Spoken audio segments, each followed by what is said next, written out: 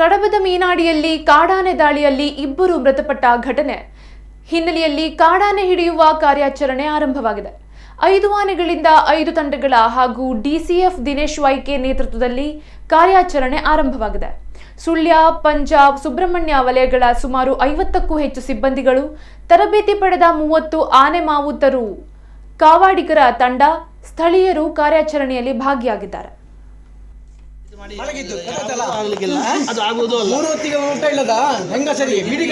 ಜೀವನ ಮಾಡುವಂತ ಹೆಂಗಸರ ಪರವಾಗಿ ಹೋರಾಟ ಮಾಡಬೇಕು. ಮಳೆಗೆ ಬಿದ್ದದ್ದು ಒಂದು ನಮ್ಮಲ್ಲಿ ಯಾರು ಹೇಳಿದ್ದಕ್ಕೆ ಬಂದ ಇದು ಮಾಡಿ ನಾನು ಮಾತಾಡಿದ್ರೆ ನಾನು ಮೂರ್ಖ ಅಂತೆ ನನ್ನನ್ನು ಮೂರ್ಖ ಅಂತ ಹೇಳಿದ ಓಟ್ ಹಾಕಿದವನು ಮೂರ್ಖ ಅಂತ ಹೇಳಿದಾನೆ. ಮಾತಾಡಿದ್ರೆ ಮೂರ್ಖ ಅಂತೆ. ಈಗ ಎಲ್ಲ ಮೂರ್ಖ ಸಿಗ್ತಾರೆ. ನಮ್ಮನ್ನು ಜೈಲಿಗೆ ಹಾಕಿ ಇದು ಏನ್ ಬೇಕಾದ್ರೆ ಮಾಡಿದ್ರು. ನಮಗೆ ಆಸೆ ಯಾವ್ದು ಆಸೆ ಇಲ್ಲ ಇಂತ ಅದೆಲ್ಲ ಇದು ಮಕ್ಕಳು ಹೋದ ನಮಗೆಂತ